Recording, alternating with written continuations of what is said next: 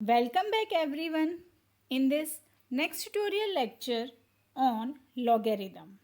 In today's lecture, we will see the problems on logarithm. So, let us see the learning outcomes.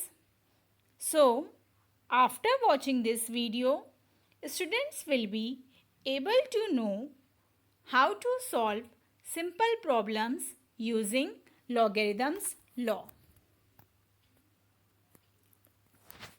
Okay हमने last lecture में कुछ different type के problem solve करना सीखे थे laws के ऊपर ही बेस। आज और कोई डिफरेंट प्रॉब्लम्स को हम देखते हैं कि और कैसे हम लॉज अप्लाई कर सकते हैं। Okay, so let us start our today's class of logarithm. Laws of logarithm. Okay, problem start करने से पहले हम एक बार लॉज को रिवाइज कर लेते हैं। हमारा फर्स्ट लॉ है लॉगरिथम ऑफ प्रोडक्ट। क्या होता है logarithm of a product? Log to the base a of m into n equal to log to the base a of m plus log to the base a of n।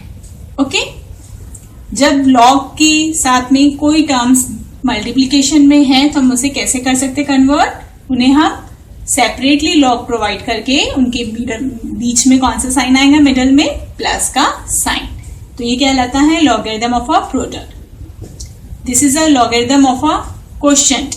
Log to the base a of m by n। अगर division में term है तो क्या हो जाता है? Separately log provide करेंगे numerator के टर्म को, बाद में डिनोमिनेटर के टर्म को, बट उनके बीच में कौन सा सिंबल आता है? माइनस का साइन आता है। ठीक है, मल्टीप्लिकेशन रहा तो प्लस का, ठीक है, और डिवीजन रहा तो माइनस का। Logarithm of power. Logarithm of power में log to the base a of m raise to the power n। अगर पावर में n है तो क्या करना है? उसे लॉग के सामने लेकर आना है, इस तरह से n time log to the base a of m। ठीक है, सिर्फ ये पावर के टर्म को यहाँ स्टार्टिंग में लिखना है, बाकी remaining term as it is लिखना है। ठीक है, तो ये है हमारा logarithm of power. Next logarithm का रूल है हमारा rule of change of base. Okay, इसमें क्या करना है? हमें बेस को चेंज करना है। यहाँ पर बेस b दिया हुआ है और हमने यहाँ पर बेस को चेंज किया है। तो कैसे चेंज होता है ये? हमें लॉग, हमारा जो फंक्शन है पहले उसे प्रोवाइड करना है, तो वो टर्म न्यूमरेटर में आता है, बट लॉग के साथ जो बेस दिया हुआ है, ठीक है, जो बेस में b लिखा हुआ है, तो हम उसे भी सेपरेटली लॉग प्रोवाइड करके उसे कहाँ लिखते हैं? डिनोमिनेटर में लिखते हैं।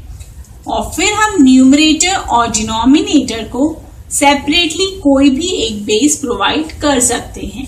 आपने वहां पर बेस लिखा तो भी चलता है, नहीं लिखा तो भी चलता है। नहीं लिखा तो वो ऑटोमेटिकली ई कंसीडर हो जाता है। ठीक है, ए नहीं लिखा रहेगा तो डायरेक्टली वो ई कंसीडर हो जाता है। ओके, तो ये हमारे क्या है? लॉज ऑफ लॉगरिथम है। ओके, तो इन लॉज को आप लोग को बार बार पढ़ना है। ठीक है, ध्यान देना है। जब तक ये लॉज आपको नहीं आएंगे तब तक कि आप लोग को प्रॉब्लम समझ में नहीं आएंगे। ओके, तो आप क्या कर सकते हैं? 4वीं लॉ है तो एक पेज में लिख लीजिए, जहां से आप आते जाते रहते हैं वहां पर उसे पेस्ट करके रख लीजिए और आते जाते एक बार लुकआउट करते जाइए। ओके, ठीक है, अब हम इनके ऊपर बेस प्रॉब्लम सॉल्व करते हैं।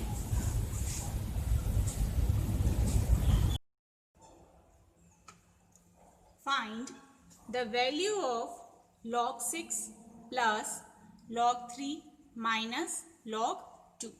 ओके, हमें एक लॉग का फॉर्म दिया हुआ है और हमें इसका क्या करना है? वैल्यू फाइंड आउट करना है। ठीक है, तो अब हम इसका सॉल्यूशन देखेंगे। सॉल्यूशन, क्या टर्म दिया हुआ है? जो भी टर्म दिया हुआ है पहले उसे यहां पे लिखेंगे हम log 6 plus log 3 minus log 2। Okay, हमने अभी लॉज ऑफ लॉगरिथम के क्या किया है, रिवीजन किया, पूरे लॉज को हमने एक बार लुकआउट किया है। ठीक है, तो उन्हीं लॉ में से हमें देखना है कि यहाँ पे हमें कौन सा लॉ अप्लाई करना है। ठीक है, तो वह आप कैसे डिसाइड करेंगे? पहले हमेशा जो भी दो लॉग के फंक्शन दिए हुए होंगे उनके बीच में देखना कि कौन सा साइन है। ठीक है, यहाँ पर ये जो फर्स्ट टू लॉग के टर्म, पहले दो लॉग के टर्म दिए हुए हैं, इनके बीच में कौन सा साइन है? इनके बीच में प्लस का साइन है। ठीक है, तो प्लस का साइन के लिए कौन सा लॉ आता है? Logarithm of a product. Okay, तो हमारा लॉगरिथम ऑफ प्रोडक्ट, ठीक है, लॉगरिथम ऑफ अ प्रोडक्ट कैसे होता है? Log m plus log n equal to log m into n। Okay, अगर आपके पास ये फॉर्म दिया हुआ हो प्रॉब्लम में तो हम उसे इस फॉर्म में कन्वर्ट करते हैं। लेफ्ट हैंड साइड वाला टर्म दिया हुआ हो तो राइट हैंड साइड वाले फॉर्म में लिखेंगे। अगर राइट हैंड साइड वाला फॉर्म दिया हो और प्रॉब्लम सॉल्व करने के लिए लेफ्ट हैंड साइड वाले फॉर्म में लिखना हो तो हम लेफ्ट हैंड साइड वाले फॉर्म में लिखेंगे। ओके, तो अब यहाँ पर देखिए, पहले जो दो टर्म हैं उनके बीच में प्लस का साइन है, तो हमारी m की वैल्यू यहाँ पर क्या है? m की जगह लिखा है 6 और n की जगह लिखा हुआ है 3। ठीक है, तो इन दो टर्म के लिए हम ये लॉ यूज कर रहे हैं। तो हमारा टर्म कैसे आ जाएगा?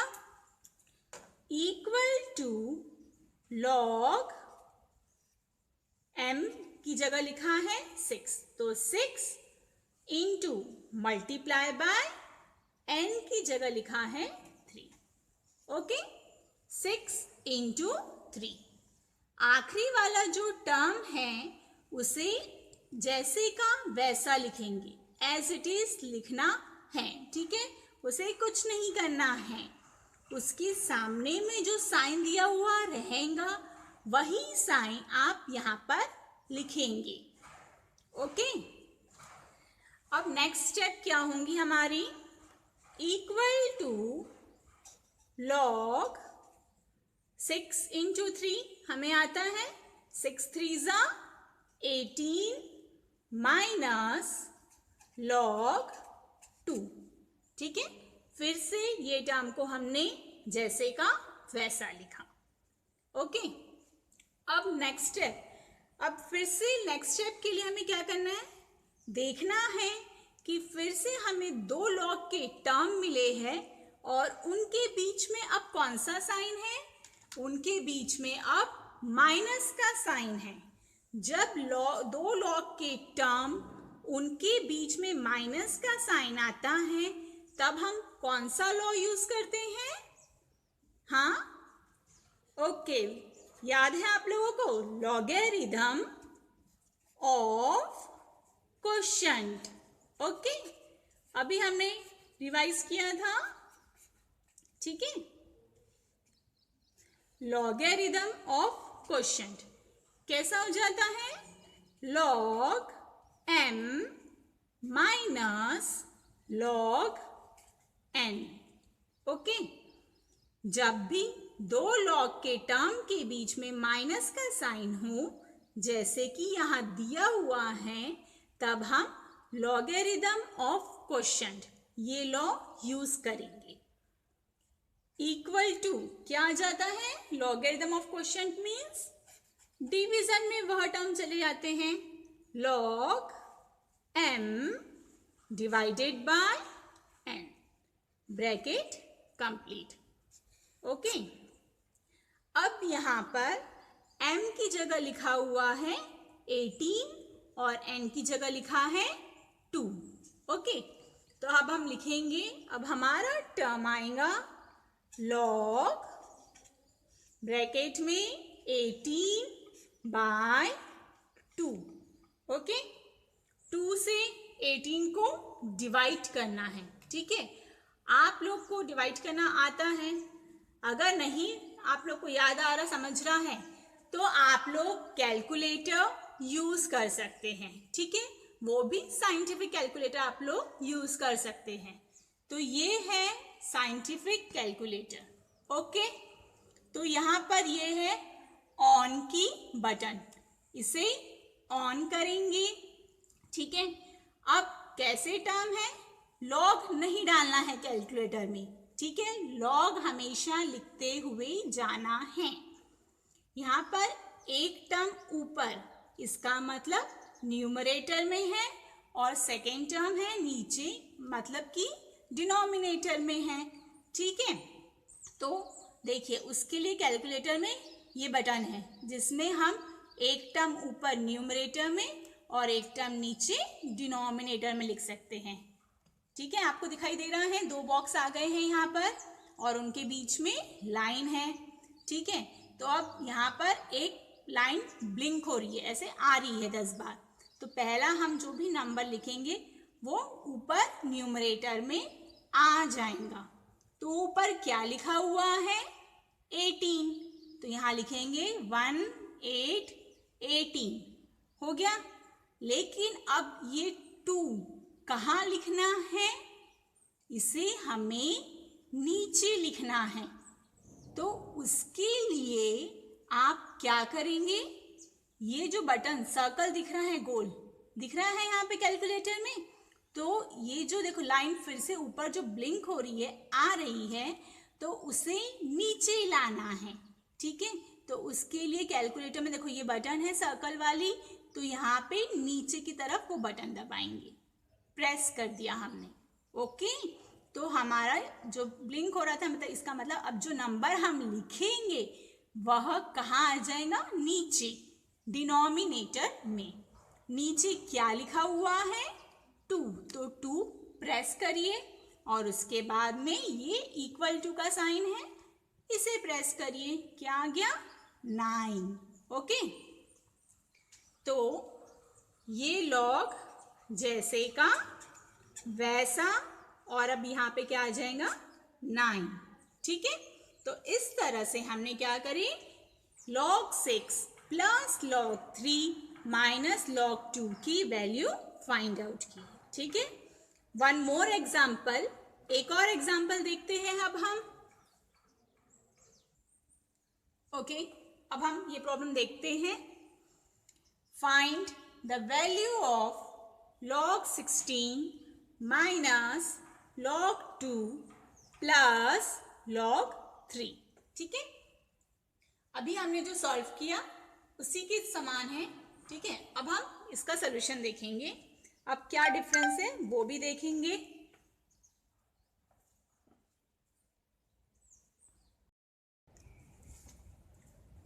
सॉल्यूशन देखेंगे इसका, क्या टर्म गिवन है, log 16 minus log 2 plus log 3।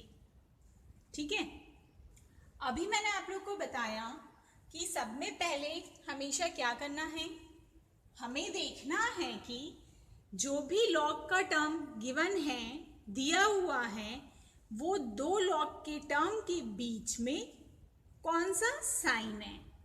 तो यहाँ पर कौन सा साइन दिया हुआ है, माइनस का। ठीक है, तो जब 2 log के फंक्शन के बीच में माइनस का साइन रहता है तो हम कौन सा लॉ यूज करते हैं, logarithm of a quotient. Okay, logarithm of quotient. तो logarithm of a quotient कैसा लॉ होता है? log m minus log n equal to log m by n. ठीक है, तो यहाँ पर m की जगह लिखा है 16 और n की जगह लिखा हुआ है 2. ठीक है, हम पहले दो लॉग के टर्म के बीच में लॉगरिथम ऑफ अ क्वोशिएंट ये लॉ अप्लाई करेंगे. तो हमारा टर्म कैसा आ जाएगा? लॉग क्या लिखना है हमें? m divided by n. तो क्या हो जाएगा? m की जगह लिखा है 16 डिवाइडेड बाय 2. Bracket complete. इसके बाद में यहाँ पर कौन सा साइन है? प्लस का. तो हम यहाँ पर क्या लिखेंगे? प्लस का साइन. और फिर लास्ट टर्म लिखा हुआ है हमारा log 3. ओके, इसके पहले प्रॉब्लम में हमने देखा था दो लॉग के टर्म दिए हुए थे, उनके बीच में कौन सा साइन था? पहले प्लस का साइन था. ठीक है, तो जब प्लस का साइन रहेगा तो हम यूज करते हैं logarithm of a product. Okay, अभी यहाँ पर कौन सा साइन था? माइनस का. तो माइनस के लिए कौन सा लॉ है? Logarithm of a quotient. आपको आया समझ में कैसे करना है? ओके, अब हम नेक्स्ट स्टेप देखेंगे.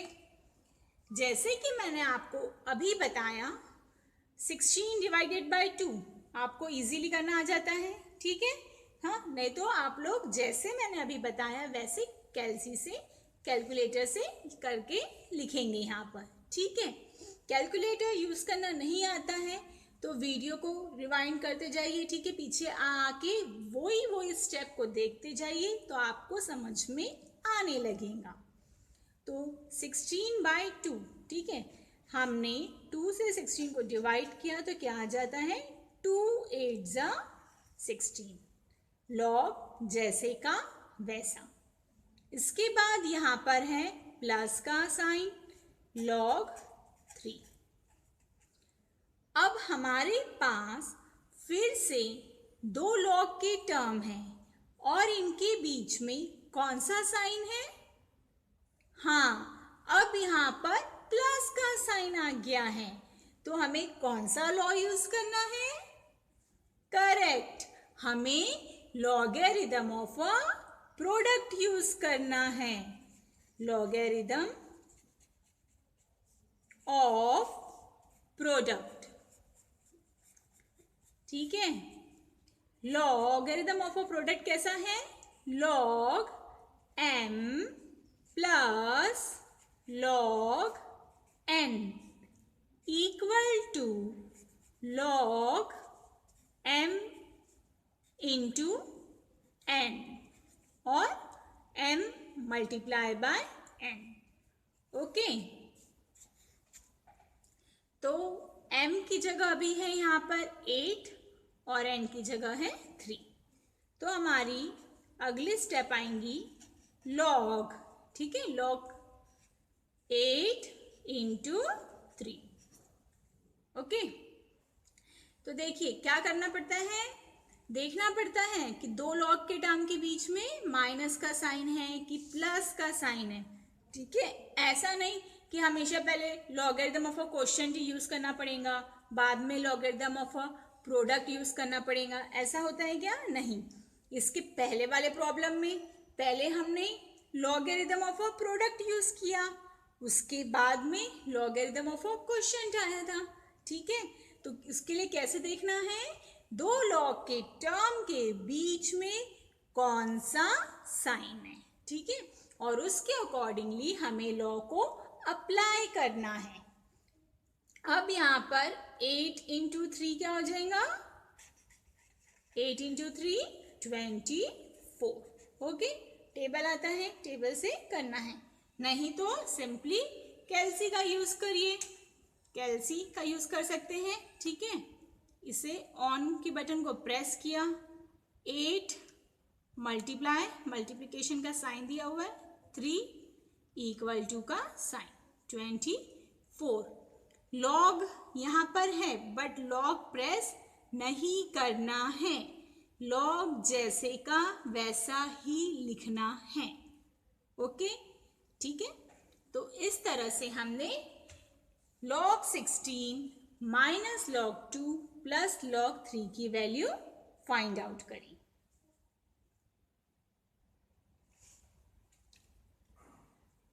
ये कुछ क्वेश्चंस हैं, ठीक है। अभी मैंने आप लोग को जो प्रॉब्लम सॉल्व करवाए उसी में सिर्फ वैल्यूज नंबर्स चेंज होके मैंने आप लोग को प्रॉब्लम्स दिए हैं, ठीक है। इन्हें आप लोग को सॉल्व करना है। पहले आप लोग, हमने इसके पहले जो प्रॉब्लम सॉल्व किए हैं उन्हें अपनी नोटबुक में नोट डाउन करेंगे, ठीक है। अपनी नोटबुक में, अपने रजिस्टर में उसे पहले लिखिए, ठीक है। और एक बार ध्यान से देखिए कि स्टेप कैसे कैसे करना है, ठीक है। और उन्हीं स्टेप को ध्यान में रखते हुए इन प्रॉब्लम्स को सॉल्व करिए, ओके।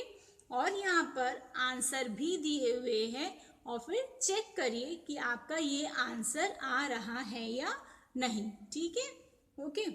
अगर आपका कोई आंसर नहीं आ रहा है तो आपने कभी लॉ लगाते समय या फिर मल्टीप्लिकेशन, डिवीजन करते समय कुछ स्टेप रॉन्ग कर दी होंगी, ठीक है। तो उसके लिए आप लोग को फिर से एक बार अपने प्रॉब्लम को ध्यान से देखना है और सॉल्व करना है। अगर कुछ डाउट रहा तो फिर मुझसे कांटेक्ट करना है।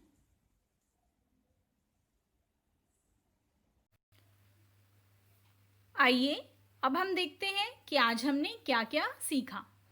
तो आज हमने लॉज ऑफ लॉगरिथम पर बेस्ड प्रॉब्लम्स सॉल्व करना सीखा। हमने according to the problems law कैसे अप्लाई करना है देखा, ओके। अगर प्लस दो लॉग के फंक्शन के बीच में प्लस रहा तो हम कौन सा लॉ यूज़ करेंगे, और अगर सपोज दो लॉग के फंक्शन के बीच में माइनस साइन रहा तो हमें कौन सा लॉ यूज़ करना है, ओके। तो इसी टॉपिक को कंटिन्यू करते हुए नेक्स्ट लेक्चर में भी हम इसी पे बेस कुछ और डिफरेंट टाइप के, अलग टाइप के प्रॉब्लम्स को सॉल्व करना सीखेंगे। Thank you for watching this video. Keep learning, happy learning.